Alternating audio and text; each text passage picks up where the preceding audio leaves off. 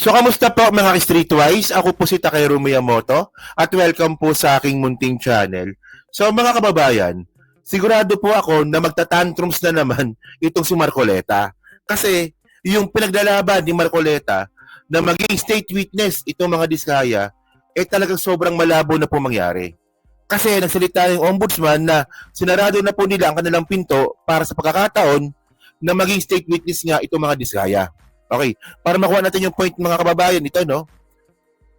So ito nabalita ito kahapon from GMA News. Oh, Diskaya as state witnesses, Ombudsman Office says no chance.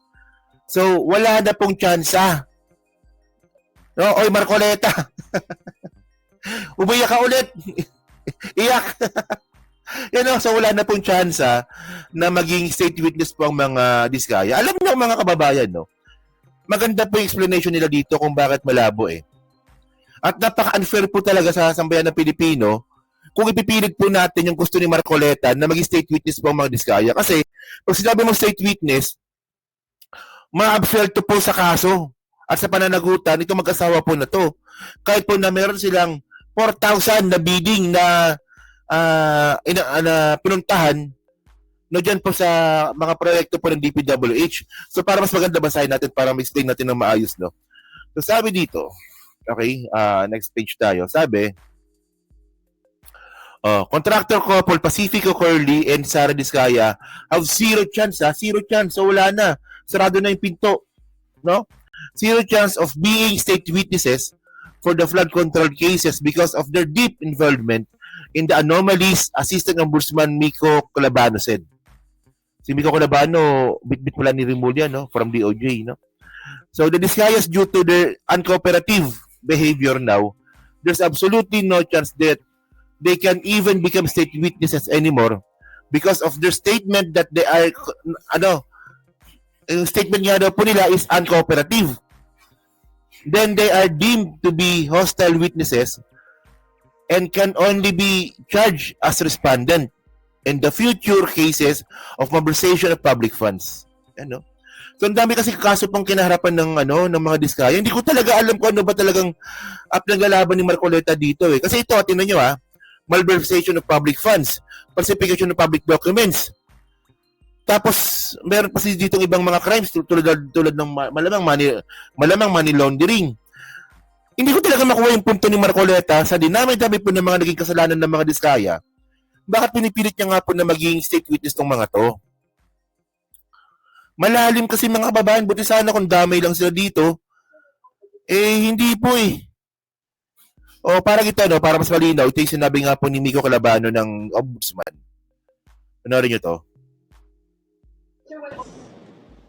The Diskayas, due to their uncooperative behavior now, there's absolutely no chance that they can even become state witnesses anymore. Kasi lahat po talaga ng kabalastugan ng DPWH pinasukan na talaga ng Diskaya eh.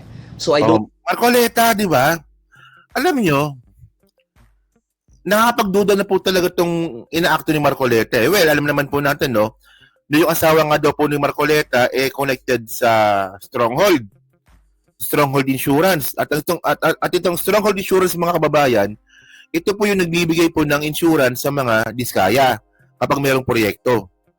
So kasi nga po, kailangan pala ng insurance para magkaroon ng clearance para ituloy yung proyekto. So kasabot pala itong kaasawa ni Marcoleta. Apparently, ganun po ang nangyari. Di ba? Parang ganun na nga yung nangyari.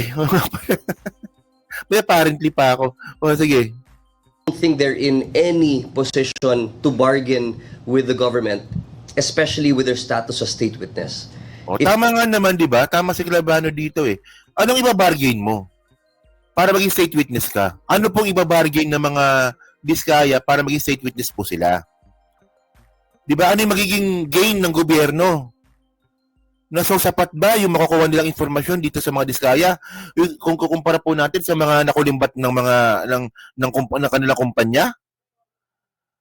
Labo din eh, no? It's beyond that already dahil sa nakita ho nating ebidensya. Yusek Bernardo, gusto natin siyang kausapin din para doon sa ating yung mga above the salary grade of the district engineer. Ano ba talaga ang naging sistema dyan sa taas? Di ba? So magkano ba sweldo ng district engineer? Isang buwan, 80,000 pesos? No? Parang gano'n lang ata, no? So by the way, mga kababayan, no, ito ang sinasabi natin. Okay. Sa hiwalay po na news article, basahin natin, ha? Saan na ba tayo? Ito. So sabi dito na Ombudsman says Diskaya risk being classified hostile witnesses. So kapag ginawa nga raw pong witness itong mga Diskaya, mas magiging hostile pa. Mas lalong mapapasama pa lalo. Parang mukha nga po ni Marcoleta. Sabi dito, no, alam naman po natin na higit 4,000 ang sinalihan nilang bids around the country. And kahit anong scheme or scam na nakita natin sa DPWH, kasama sila. So it's impossible that they can be considered as state witnesses for those crimes, he said. Di ba sabi rin po dito ni Kilabano ata, no? So, o nga, si Kilabano nga, sabi dito, yung pagdalikod nila sa gobyerno at refusal nila na magkapag-cooperate, sa tingin po namin, part ng strategy nila na makakuha pa rin ng something. Kasi siguro sa tingin nila, napaka-importante ng statements na hawak nila, Kilabano said. So ito ang sinasabi natin mga kababayan. Sabi ko na nga ba ito eh. So alam naman po natin no na itong mga Diskaya hindi na nga po sila nakikipag-cooperate po sa ICI.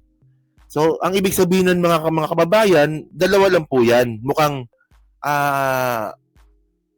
inasahan na po talaga ng mga Diskaya na hindi sila magiging parte ng state witness nga po sa kaso po na to.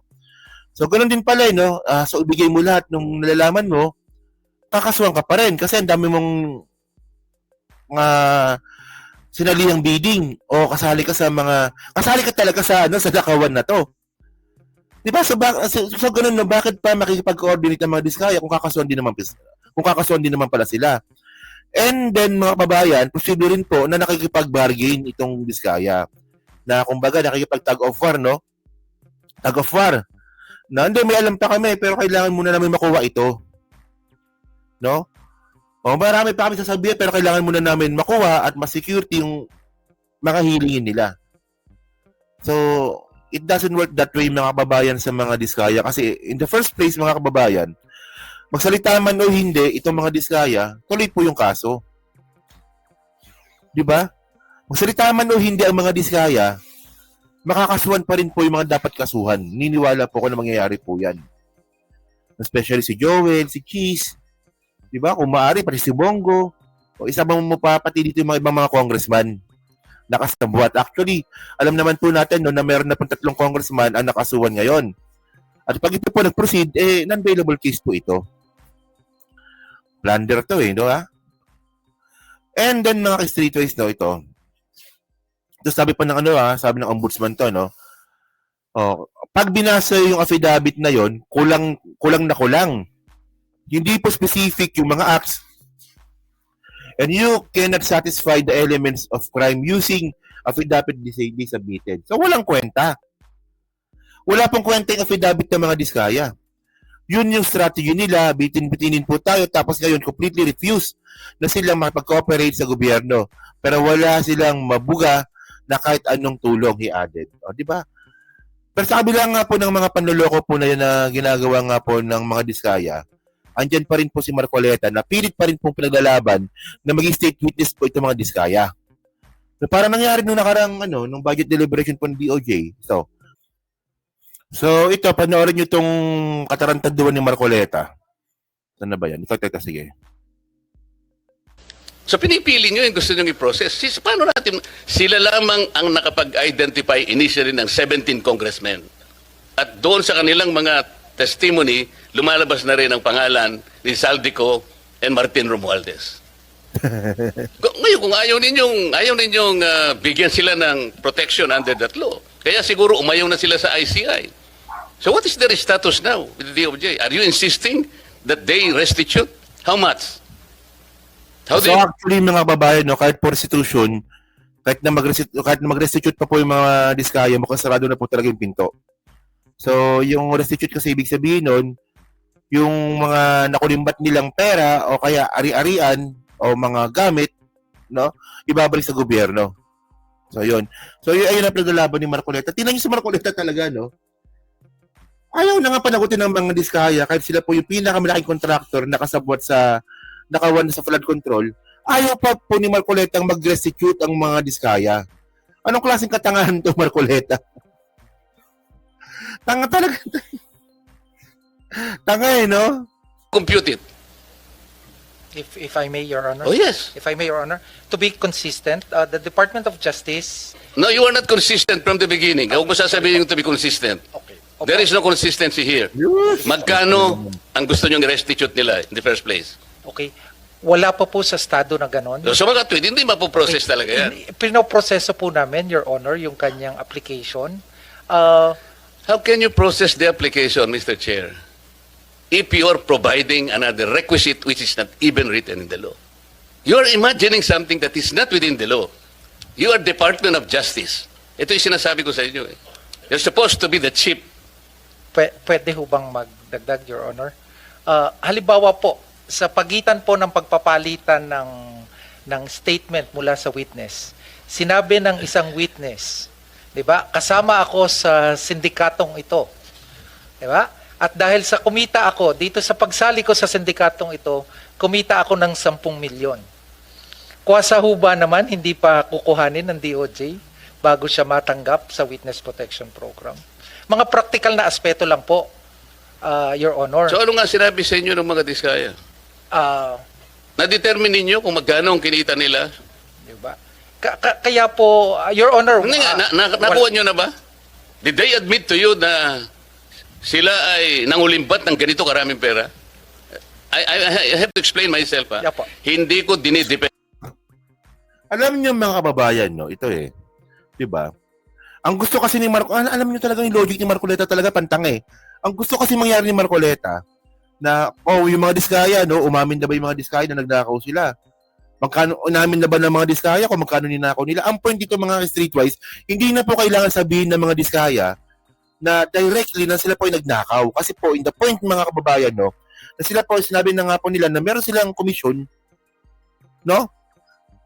Diyan po sa flood control project po na yan at ito po ay galing sa insertion, dun pa lang po pag nanakaw na po yun.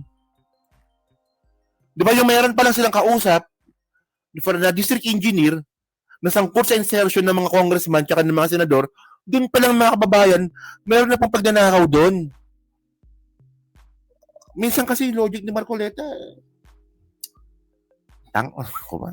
Ito, dito, nagpapalusot siya dito. Sana ng mga tao ngayon. Opo. Ginawa ko lamang yon doon sa nalalaman ko na ma-identify natin ang pinaka-mastermind dito. Yun lang, wala nang iba. Opo. Kung gusto nyong ang ma-identify, puro butete at saka sapsap, bahala na kayo sa buhay nyo. So, sino bang mastermind na sinasabi mo? Si Martin Romualdez. Na wala kang ebidensya. Tingnan ninyo kung gaano kabobo itong mga hayop na to, no? Yung ebidensya lang po nila na nagtuturo kay Martin Romualdez, yung sinabi ng mga Diskaya, na binawi rin ng mga Diskaya, at saka sinabi po ng peking witness na si Gutesa. Di ba? So, paano naman masasabing mastermind niya yun? Well, by the way, no, ang point natin dito, pag nalaman po ni Marcoleta na talagang sarado na po ang pinto sa mga Diskaya, para maging state witness, sigurado po kung iiyak po yan. Magtatantrums na naman po yan. O dyan sa channel niya sa dyan sa programa niya sa Net25, baka ganun mangyari dito. So yan na, so kayo po, ano pa masabi nyo nga po dito sa pagsarado po ng pinto para po maging state witness po mga Diskaya. Pabor po ba kayo dito o talagang inaasahan nyo pa na meron pang sasabihin ng mga Diskaya na makakatulong po dyan sa investigasyon ng flood control project? Okay? So yun, so comment lang po sa baba at binabasa ko pong lahat yan at syempre dyan po sa team replay, palike, pa-subscribe. Di na makalabisan, pa-share na rin po ng video po na to. So thank you mga kababayan, kita na lang ulit tayo sa susunod na rin content. So thank you, salamat and bye-bye.